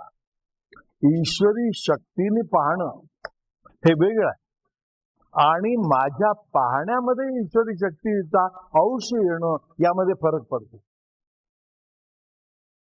दोन मध्ये फरक पडतो. इथे एवढंच सांगायचं आहे की जड तत्वामध्ये चैतन्याचा प्रभाव निर्माण करणं आणि त्या प्रभावातून मग पुढे जे दर्शन घडत राहतं ते दर्शन साक्षात ईश्वराचं असतं. सगळ्यात मोठी जड वस्तू माझ्या ठिकाणी जी आहे ती म्हणजे शब्द आहे, की जे शब्द माझ्या मनातून निर्माण होतात, म्हणजे माझं मन आणि बुद्धी यांचं कार्य कुठेतरी थांबावं लागतं. ते थांबवण्याकरता लेले महाराजांनी त्यांना अनुग्रह दिला होता. श्री अरविंदांना तो प्रत्यय जेव्हा अनुग्रह घेतला तेव्हा ती 3 दिवस प्रत्यय त्यांना आला, पण इथे खरा तो प्रत्यय आला की ज्यावेळेला मन आणि बुद्धी पूर्णपणे स्तब्ध झाली आणि मग मनाच्या वरच्या अवस्था ज्या आहेत त्या अवस्था त्यांना दिसायला लागल्या. एक एक अवस्था दिसायला लागल्या. ह्या अवस्था दिसतात हे तुम्हाला मी एवढंच सांगतो. त्याला त्यांनी मग ती नावं दिली. मग ते नवीन शब्द वापरायला पाहिजे, याला शब्द नाही, तर हे कोणी आतापर्यंत केलेलं नाहीये. त्यांना फक्त दर्शन झालं, ऋग्वेदात सुद्धा दर्शन झालं, परंतु ते प्रत्यक्ष त्याच्याशी एकरूप होऊन ते खाली आणणं हे कार्य ऋग्वेदातल्या ऋषींनी सुद्धा केलं नाही. अगस्त्य ऋषींनी तो प्रयत्न केला होता. अगस्त्य ऋषीच्या ठिकाणी एवढं मोठं सामर्थ्य होतं की एका आचमनात त्यांनी समुद्र प्राशन केला. हे सामान्य गोष्ट नव्हे. म्हणजे जलतत्व जे आहे हे जलतत्व प्राशन केलं, ते तत्व प्राशन केल्यास आपोआप सागर प्राशित झाला. हा नंतरचा, हा विज्ञानाचा भाग आहे. पण हे सगळं अगस्त्य ऋषींनी केलं होतं. त्यांना जाणीव झाली की अगस्त्य ऋषीचं कार्य मला पुढे न्यायचं आहे. आतून जाणीव झाली की आतापर्यंत हे जे अनेक ऋषी, आपल्याकडचे ऋषी फार मोठे होऊन गेले, फार थोर, अत्यंत फार मोठे कणाद वगैरे सारखे जे विद्वान होते, अत्री, जमदग्नी वगैरे प्रचंड बुद्धिमत्तेची माणसं होती, ज्याची दृष्टी सुद्धा आजपर्यंत लोकांना आली नाही. एवढा मोठा भारत खऱ्या अर्थाने महान आहे तो. असं तर हे सगळं त्यांना आतून दर्शन घडलं. मन बुद्धीचं कार्य स्तब्ध झालं आणि मग एक एक अवस्था त्यांना जी प्राप्त झाली त्या अवस्थेला त्यांनी ती नावं दिली. अशा रीतीनं श्री अरविंदाचं कार्य पुढे गेलं. आणि मग होता एक दिवस असा आला की ज्या दिवशी ते थेट अतिमानसापर्यंत पोहोचले. अतिमानसाचा त्यांना साक्षात्कार झाला आणि त्यापुढे हे दिसून आलं की याच्या पुढे फक्त एकच चैतन्य आहे, जे विष्णू तत्व आहे, त्याला सच्चित आणि आनंद असं आपण म्हणतो. त्या सच्चित आनंदामधून सच्चित आनंद निर्गुण तत्व, महाविष्णू हे सगुण तत्व, हे परमश्रेष्ठ परब्रह्माचं जे तत्व आहे ते हे आहे. आणि तिथून मग अतिमानसाच्या माध्यमातून जर प्रयत्न केला तर जड तत्व हळूहळू विरघळून जाऊन चैतन्याचा साक्षात्कार सर्वत्र होऊ शकतो याची जाणीव झाली. पण त्याकरता त्या चैतन्याची नुसतं जवळ जाऊन भागणार नाही, चैतन्याशी एकरूप व्हावं लागेल, तिथे स्थिर व्हावं लागेल. आणि मग ते चैतन्य मुळामध्ये जसं आहे ते खाली आणून संपूर्ण जडतत्वामध्ये कणाकणामध्ये त्याच्या ते भरवून द्यावं लागेल. म्हणून आपल्या मनुष्याच्या ठिकाणचे जे लोअर पार्ट्स आहेत, म्हणजे मेंटल, व्हायटल आणि फिजिकल, हे जे 3 प्रकार आहेत ते लोअर आहेत आणि हायर आहेत. हायर पवित्र होत राहतं, परंतु लोअर पवित्र होत नाही. मनुष्य मनाने उच्च दिशेला जात राहतो, परंतु खालच्या मनाच्या ज्या आगळीका असतात किंवा मनाची जी स्तर, खालचे दर्जाचे जे स्तर असतात ते जात नाही, ते तसेच राहतात. त्यामुळे माया, मोह, मत्सर वगैरे हे सगळे तसेच कायम राहतात. वरून जे दिसतं म्हणजे एखादा चांगला वरचा साक्षात्कार झाला, देवाचं दर्शन झालं, तर ते विशालता दिसेल, दादा प्रकारचे रंग दिसतील आणि अनेक गोष्टी दिसतील, परंतु खालचा स्वार्थ, लबाडी, त्याकरता ढोंग वगैरे करणं, ह्या गोष्टी जात नाही. म्हणून खालपर्यंत ते पोहोचवायला लागतं आणि ते पोहोचवण्याकरता तिथे स्थिर व्हावं लागतं. हे श्री अरविंदांनी जाणलं आणि मग त्यांच्या हेही लक्षात आलं की माझ्या आयुष्याची मर्यादा आता संपत आलेली आहे. त्यामुळे पुढचं कार्य हे मी करू शकेल असं दिसत नाही. जे प्रकृतीची योजना आहे त्या योजनेमध्ये कुठल्याही प्रकारची दखल द्यायची नाही, हे त्यांचं मुख्य सूत्र. आपण काय करतो, दुःख झाली, अडचणी आल्या म्हणजे हा माझा प्रारब्धाचा भाग म्हणून सहन करण्याच्या ऐवजी ते घालवण्याचा प्रयत्न करतो. श्री अरविंद म्हणाले तसं करू नका. त्यांनी स्वतः तसं केलं नाही. माझी दुःख असतील, अडचणी असतील, घालवण्याचा प्रयत्न काय, ते त्याच्याकडून घालवलं जाईल आपोआप. एका जनार्दनी भोग प्रारब्धाचा हरिकृपे त्याचा नाश आहे. म्हणून मी तो घालवण्याचा नाही, हरीची कृपा आपोआप होते. ज्या वेळेला माझ्या ठिकाणी सरेंडर हा भाव येतो, सरेंडर म्हणजे सर्व गोष्टींना सरेंडर. मला दुःख आलं तरी त्याला सरेंडर, त्रास झाला तरी त्याला सरेंडर. मुद्दाम हेतुपूर्वक घालवण्याचा प्रयत्न करणार नाही, त्याकरता देवदेवस्की करणार नाही. औषध पाणी वगैरे भौतिक स्वरूपाचे उपाय ते करायला हरकत नाही, परंतु देवाला साकडं जे घालतो तसं साकडं घालायचं नाहीये आपल्याला. दुसरा करता असं साकडं घालायचं. मग ते ईश्वर त्याचं प्रारब्ध इथे पाहून त्याप्रमाणे जे काय करायचं ते करतो. पुन्हा ते करून आपण अलिप्त व्हायचं. हे जे शिक्षण आहे, हे सगळं शिक्षण हे श्री अरविंदांनी स्वतःमध्ये उतरवलं आणि त्याप्रमाणेच लोकांना उपदेश केला. म्हणून कुठल्याही प्रकारची देवदेवस्की, अंगारे, दोपारे हे ते वगैरे या गोष्टीला श्री अरविंदाच्या तत्वज्ञानात काही फायदा नाही. ईश्वर करतो, तुमचा भक्तिभाव दृढ असावा, ईश्वर करतो. चमत्कार म्हणून काय पाहिजे आणि न मागता झाले हे वैशिष्ट्य आहे. म्हणून श्री अरविंदानं मांडणंच भाग. हेतुपूर्वक चमत्कार घडत नाही, चमत्कार घडावे म्हणून घडत नाही, तर ते आपोआप घडतात. तेवढी तळमळ माझी ते गुरुभक्तीची तळमळ, त्या तळमळीतून आपोआप ह्या सर्व गोष्टी घडून आला. अशा रीतीनं मग ते थोडं श्री अरविंदाच्या लक्षात आलं की बा आपल्याला आता जायचं आहे. त्यांनी त्याची तयारी केली. किडनीमध्ये दोष निर्माण झाला होता, ते निमित्त झालं. आणखीन एक दिवस ते म्हणाले की आमचं कार्य संपलेलं आहे, म्हणजे या देहाचं कार्य संपलेलं आहे. त्यावेळेला एकदा असं झालं, दर्शन डे होता आणि दर्शन डेच्या दिवशी नेमकं ते पडले, बाथरूम मध्ये पडल्यानंतर हाडच मोडलं आणि इकडे ही लोकांची गर्दी, प्रचंड लोक त्या दर्शन डेच्या निमित्ताने सगळे जमलेले होते. माताजी पासून सगळे घाबरले, म्हणाले आता हे बरं लोकांना सांगता उपयोगी नाही, ते पडले लागलं वगैरे सांगितलं तर लोक जो तो आपल्या पद्धतीने चिंता करत राहतो, हे वगैरे कोणालाही सांगायचं नाही.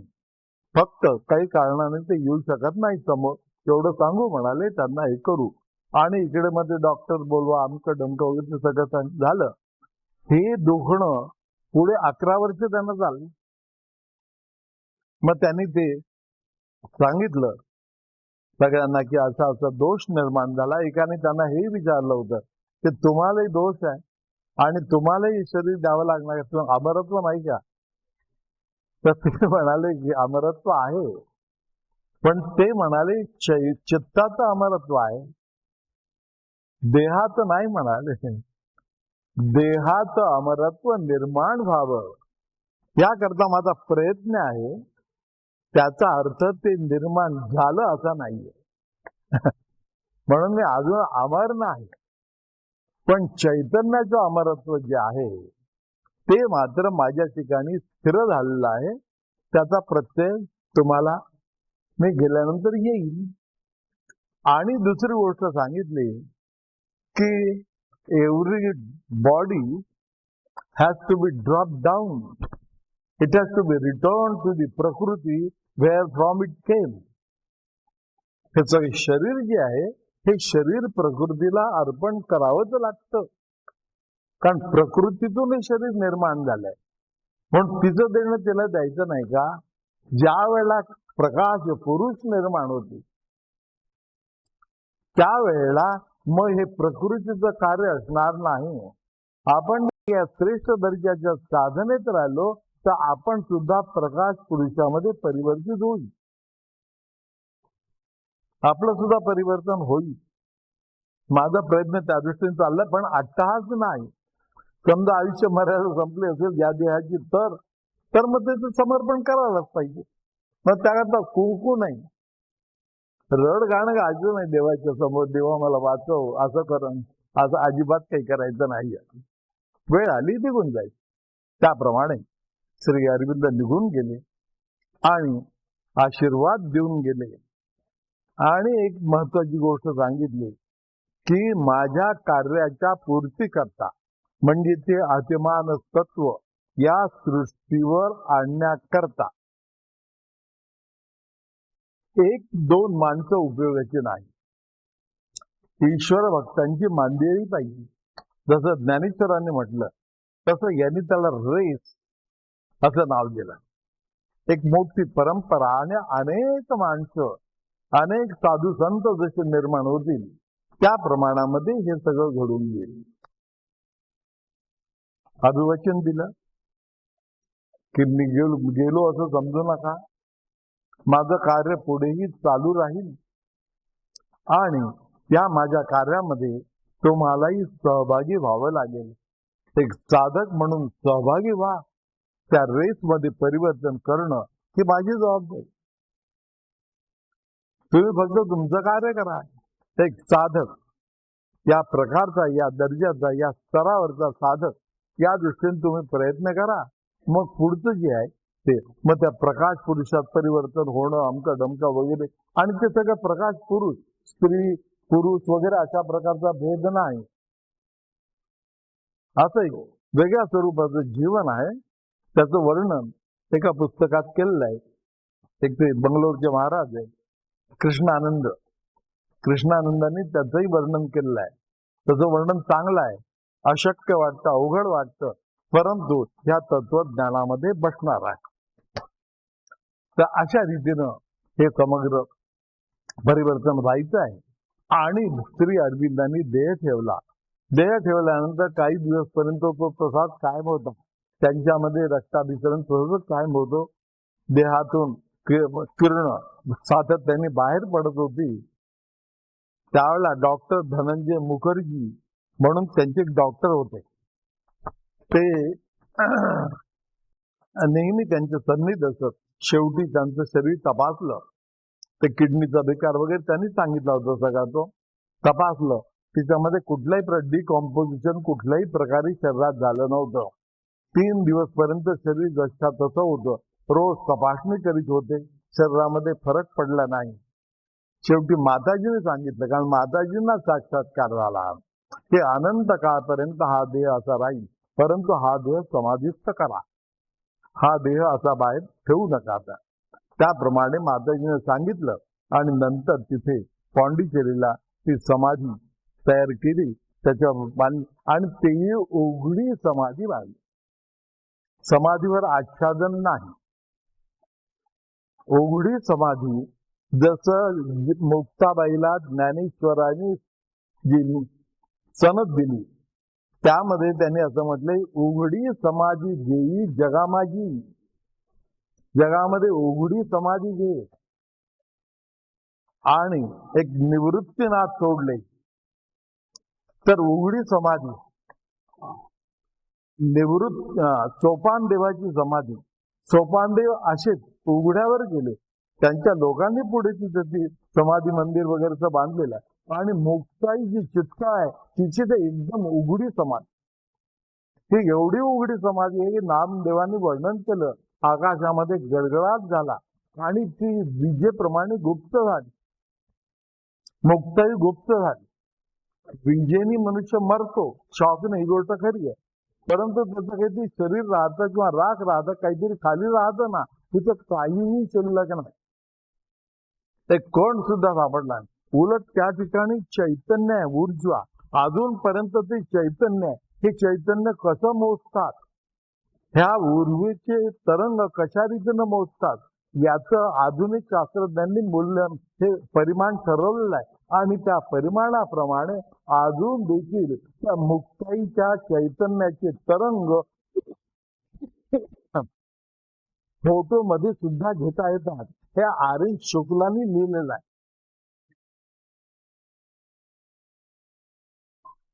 हा एक मोठा सायंटिस्ट आहे. त्या सायंटिस्टने लिहिलं, ते त्यांचं गाव आहे, तिथलं राहणार. म्हणून मी तिथं गेलो आणि मी त्याचं अजून घेतलं. म्हणाले तर मुक्ताईचं चैतन्य अजूनपर्यंत तुम्हाला फोटो सुद्धा घेता येतं, इतकं त्याचं स्वरूप आहे. हे उघड्या समाधीचं स्वरूप आहे. आम्ही मत्स्येंद्रगडला गेलो, मत्स्येंद्रनाथांची उघडी समाधी आहे. वर बांधलेलं काही नाही आहे, नुसती समाधी अशी चौकोनी बांधली. तशी उघडी समाधी ही श्री अरविंदाची. मग तिथे ती समाधी घेतली, माताजीने ती सगळी समाधी दिली आणि श्री अरविंदाचं पुढचं कार्य माताजीने केलं. आश्रम पाहण्याचं, आश्रम सांभाळण्याचं कार्य तर केलं. त्यामध्ये थेट युनिव्हर्सिटी स्थापन करण्यापर्यंत बऱ्याच गोष्टी केल्या. आणि तुमच्या ऑरोव्हिल सुद्धा त्यांनी प्रत्यक्षात आणलं. आणखी एक महत्वाची गोष्ट त्यांनी केली ती म्हणजे 29 फेब्रुवारी 1956 या दिवशी प्रत्यक्ष ते अतिमानस पृथ्वीच्या गर्भामध्ये अवतरित झालं. त्याचं दर्शन त्यांना घडलं. त्याचं वर्णनही त्यांनी केलंय. माताजीने वर्णन असं केलेलं आहे की माझ्या समोर त्या दिवशी असं एक मोठी भिंत आली. त्या भिंतीला दार होतं मधोमध. It was a golden gate. सुवर्ण द्वार होतं, असं मोठं बंद होतं. तर मला असं वाटलं की दार उघडायला पाहिजे. आणि दार घट्ट आहे, सहजासहजी उघडणार नाही. म्हणून आजूबाजूला पाहिलं तर तिथं मला हातोडा दिसला. तो सुद्धा सोनेरी होता. It was a golden hammer. तर म्हणाले मी तो हातोडा उचलला आणि अगदी जीवाच्या आकांताने जोरात त्या दारावर मारला. दार एकदम फुटून गेलं. दाराचे तुकडे तुकडे झाले. असं वाटलं होतं की दार एका दणक्यामध्ये जाणार नाही, पण प्रत्यक्षात एका दणक्यात, एवढ्या दणक्याच्या जोराची सुद्धा आवश्यकता नव्हती. दार उघडलं गेलं आणि आतून तो जो फ्लो आला, जो प्रवाह आला, हा इतका विलक्षण प्रवाह होता. That was also a golden flow. तोही प्रवाह हा सोनेरी प्रवाह होता. आणि असा तो सोनेरी प्रवाह धो धो करीत असा इथून बाहेर पडला. आणि मला असं दिसलं की समग्र सृष्टीला तो आपल्या पोटामध्ये घेत आहे. हे दर्शन त्यांना 29 फेब्रुवारी 1956 या दिवशी घडलं. आणि त्यांनी डिक्लेअर केलं की आज अतिमानस पृथ्वीच्या गर्भामध्ये अवतरित झालेला आहे. श्री अरविंदाच्या तत्वज्ञाला धरून जी जी माणसं आपलं जीवन व्यतीत करतील, त्यांनी सांगितल्याप्रमाणे साधना करतील, त्या सगळ्यांना यामध्ये यायला मुक्त प्रवेश आहे. इथं कोणाची अडकाची नाही, कोणाची परवानगी घेण्याची गरज नाही. फक्त मी माझ्या जीवनामध्ये परिवर्तन तेवढं करायला शिकलो पाहिजे. प्राकृतिक जीवन आणि हे आध्यात्मिक जीवन यामध्ये फार फरक आहे.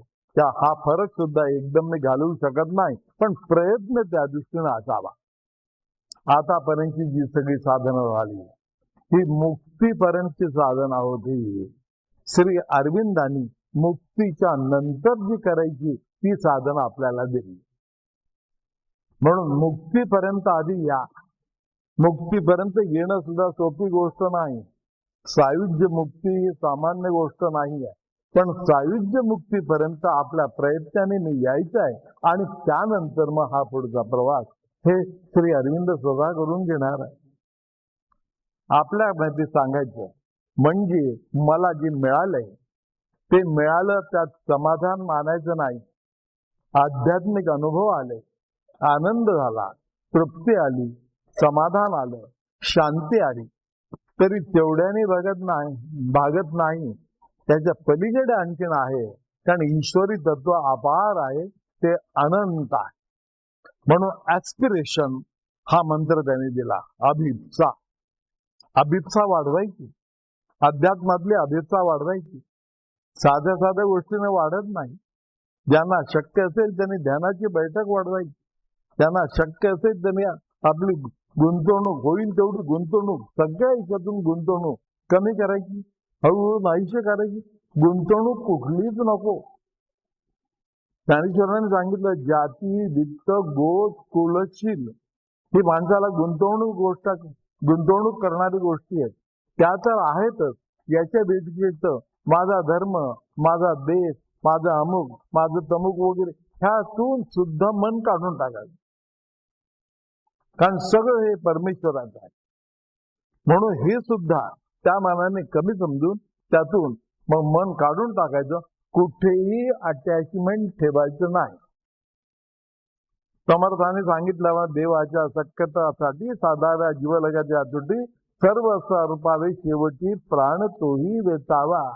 स्वामी स्वरूपानंदाने सुद्धा सांगितलं, हवे कराया जीवे भावे सर्वस्वाचे दान, तन मन धन सुख गृहादिक आणिक पंचप्रा. एवढी सगळी तयारी ठेवायची. ही सगळी तयारी आपण आपल्या मनाने तयारी करायची. पूर्तता करणारा परमेश्वर आहे. पण माझ्याकडून एवढी तयारी होईलच असं सांगता येत नाही. म्हणून त्याकरता काय करायचं की याला आड येणाऱ्या ज्या ज्या काही गोष्टी असतील त्या निक्षून बाजूला करायच्या. That is rejection. ही जी मला तयारी करायची आहे, या तयारीच्या आड जे येईल ते रिजेक्ट. ईश्वर उपासना. ते मोह निर्माण होतात, बंधनं निर्माण होतात. अगदी कटाक्षाने ते बाजूला सारायची. म्हणजे ही ईश्वरी उपासना आपल्याकडून सहज करते. कृतीमध्ये सुद्धा उपासना करते. कर्माचा कर्मयोग होतो. इतक्या साध्या सहज गोष्टी आहेत त्या. ते रिजेक्शन. आणि तरीही पूर्णपणे मला हे सगळं जमणार नाही, म्हणून शेवटी परमेश्वरा तू जसं करशील तसं समर्पण, सरेंडर. म्हणून हा जो सरेंडर सुद्धा आहे हा it should be an absolute surrender.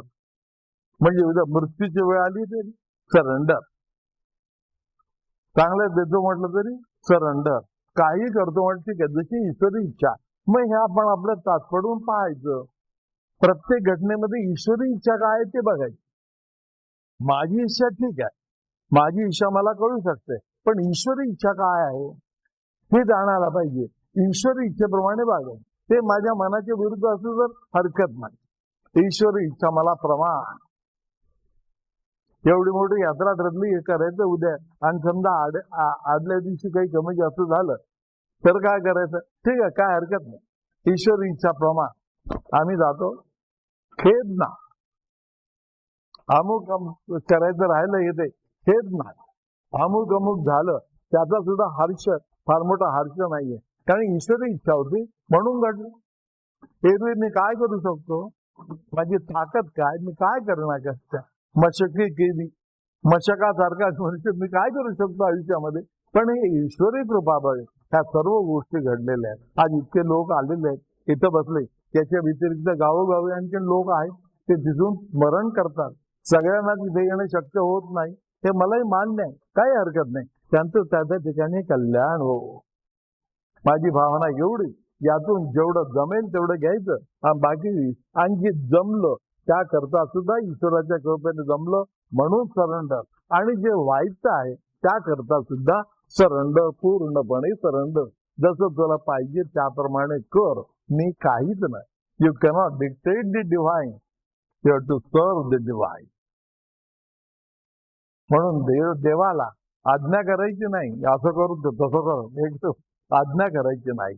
त्याची जशी इच्छा असेल त्याप्रमाणे मानेवर सुरी ठेवली तर मान्य, ठीक आहे, तू करशील तसं. मग तो सुरीच सोन्यामध्ये परिवर्तन करतो आणि फुलासारखा तुमचा देह करून जनाबाईप्रमाणे वर उचलून घेतो. अरे फाशीचा तो फंदा, त्या तलवार, फाशीची तलवार जी मानेवर टेकवली होती जनाबाईच्या, तर त्याची फुलामध्ये परिवर्तित झाली. आणि आळ कुठला आला, पांडुरंगाचा हार तुम्ही चोरला म्हणून. काय देव कशी परीक्षा घेतो. अरे ही देवीचे भक्त, देवाची भक्त, पांडुरंगाची भक्त बाहेर बसली बिचारी, आणि मग त्या दारं बंद झाली होती. दीर्घ काळानंतर कोणाला तरी वाटलं, तो पुजारी आला, त्याच्या मनात दया उत्पन्न झाली, ती आतमध्ये बसली, आतमध्ये ध्यानाला बसली.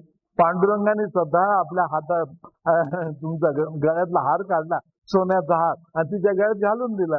आता पांडुरंग तृप्त झाला, त्याला समाधान झालं, तिच्या भक्तीचं समाधान झालं, म्हणून त्याने आपला हात तिच्या गळ्यामध्ये घालून दिला. तर दुसरं ही आपली ध्यानामध्ये बसलेली, दुसऱ्या दिवशी दार उघडलं, पाहतात ही आणि नुसती बसलेली नाहीये, तिच्या गळ्यात हार. तो पुजारी धावत मूर्तीकडे पूजेला आला होता, तो मूर्तीकडे गेला. एक तर आश्चर्य वाटले, आतमध्ये आली कशी, कारण त्या दुसऱ्या पुजाऱ्याने तिला हात सोडलं होतं, त्याला माहित नाही ते आली कशी. नंतर पांडुरंगाच्या जवळ आले, पाहतात तर पांडुरंगाच्या गळ्यातला हार नाही. त्याला वाटलं की मी चोरला, स्वतःच्या गळ्यात हार घातला आणि आता ध्यानात हे ढोम करून बसलेली इथे. बघा कसं परमेश्वर कशा गोष्टी परिवर्तित करतो, सर्व साध्या गोष्टी कशा विचित्र प्रमाणे विकृत करतो तो. आणि झालं ते, शेवटी राजापर्यंत बातमी गेली, राजा म्हणाला फासावर द्या. पांडुरंगाचा हार चोरणं की सामान्य गोष्ट आहे म्हणाले, फासावर द्या. मग फासावर चढवला, तोपर्यंत ती फक्त ईश्वराचं हे करेल, त्यात काही पळण्याचा प्रयत्न केला नाही, काही केलं नाही. आता ते शक्यही नव्हतं म्हणा, परंतु ती नुसती ईश्वराची भक्ती करीत होती, स्मरण करीत होती. आणि तिथं फासावर जेव्हा चढवलं आणि ज्या वेळेला ती तलवार मारायची होते, काय त्याची काय पद्धत होती त्याप्रमाणे करायचं, तर तेव्हा तो जो तलवार होती, ती तलवार जी आहे, ती तलवार एकदम ती फुलामध्ये परिवर्तित झाली. आणि ते जेव्हा पाहिलं तेव्हा मग बाकीचे लोक स्तंभित झाले. ते म्हणलं आम्ही पाहिलं, तलवार चालवणारा मनुष्य म्हणाला किंवा हे आम्ही पाहिलं, माझ्या हाताची तलवार फुलात परिवर्तित झालेली आहे, काय बाईची योग्यता. अशा रीतीनं सोडवतो, मग तुझा उदूद झाला आणि ती मोठी भक्त म्हणून नावाजले गेले. पण आधीच जीवन हे असं सांगण्याचा येतो असं एवढाच आहे की कुठल्याही परिस्थितीमध्ये सरेंडर असावा. जे काय परमेश्वर करील त्याला सरेंडर, अशी ही श्री अरविंदांनी त्रिसूत्री आपल्याला दिलेली आहे. ऍस्पिरेशन, रिजेक्शन आणि सरेंडर या त्रिसूत्री, पण या त्रिसूत्रीप्रमाणे वागण्याचा आपण प्रयत्न करायचा. आपण आपलं जीवन सुंदर करायचं, जास्तीत जास्त चांगलं करायचं, आनंदी करायचं आणि साधनेमध्ये राहायचं. संसारातली गुंतवणूक काढून टाका, म्हणजे मग हे करू दे, आणखीन पैसा मिळू दे, आणखीन रिटायर झाल्यावर मग पुन्हा आणखीन पार्ट टाइम जॉब कुठं करायचं, हे ते वगैरे, हे सगळं सोडून द्या. आहे जे सहज रीतीनं नीतीने न्यायाने जेवढं काम मिळतं त्यामध्ये समाधानी राहा. अगदी परमेश्वर पुरेसच देतो, आपला संसार उत्तम रीतीनं भागतो. म्हणजे ही पेन्शनर लोकांकरता सांगितलं. आणि तरुण लोकांनी अयोग्य अशा प्रकारचं आपलं साधन मिळवावं, पैसा मिळावा, नोकरी करावी नीतीने. जोडून धन उत्तम व्यवहार उदास विचारे देत करी. तोही संतांनी मार्ग सांगितलाय. चांगल्या मार्गाने नीतीच्या मार्गाने 2 पैसे जरूर जोडायचे आणि उदास व्यवहार की हे माझं नाही, हे परमेश्वराचं, त्याचे त्याला देतो. अशा रीतीनं दिल्यानंतर ते परत घेण्याची सुद्धा आसक्ती नको. आई ठीक आहे, माझ्यात ताकद होती, तुम्ही दिलं, आता आलंच पाहिजे परत, किंवा कर्ज व्यवहार हे असल्या गोष्टी करायच्या. व्याज घेणं हे ते वगैरे ह्या गोष्टी सुद्धा करू नका. हे काही बरोबर येत नाही, उलट गुंतवणूक वाढवत राहतं. होईल तेवढं सगळं कमी करायचं. शुद्ध मनाने निर्मळ मनाने राहायचं. काळ हा जास्तीत जास्त कठीण येणार आहे दिवसेंदिवस, हेही तुम्हाला सांगतो. त्याच्यामध्ये सामाजिक प्रॉब्लेम सुद्धा वाढतील, स्त्री पुरुषाचे प्रॉब्लेम सुद्धा वाढतील. अनेक प्रकारच्या गोष्टी त्या पुढच्या काळामध्ये घडणार आहे. कारण कलियुगाचा हा अंतक्षण आहे. यानंतर भीषण स्वरूपाचा संवाद हा अभिप्रेत आहे. म्हणून जास्तीत जास्त प्रमाणामध्ये पाप प्रवृत्ती लोकांची निर्माण होईल आणि ती चोऱ्या माऱ्या गुन्हे वगैरे हे सगळं प्रमाण असं वाढणार. चांगल्या लोकांचा छळ, साधूंचा छळ हे ते वगैरे ह्या सगळ्या गोष्टी होणार काळाच्या ओघामध्ये. तर या सगळ्यांना तोंड द्यायची, शांत राहायचं. म्हणून आणि आपण आपली नीती कुठल्याही प्रकारे सोडायची नाही. कोणी काही आरोप केले, काही केले तरी शांत राहावं. जर आपण आपलं त्यातला नसू तर आपण निश्चित शांत राहावं आणि आनंदाने कालक्रमणा करावी. आनंदाचं मुख्य साधन आपली साधना असू दे. अशा रीतीचे जीवन व्यवहार करायचे.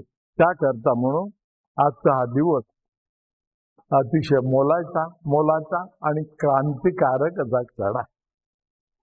कारण मुक्ती वरली भक्ती हा फक्त संकेत दिलाय.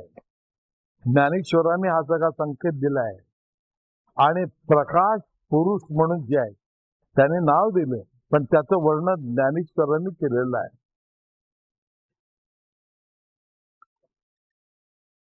चला कल्पतरूचे आरव, चेतना चिंतामणीचे गाव, बोलते जे अक्षर पियुषाचे, चंद्रमय जे अलांछन, मार्तंड जे तापहीन, ते सर्वाही सदा सज्जन सोय रे होतू.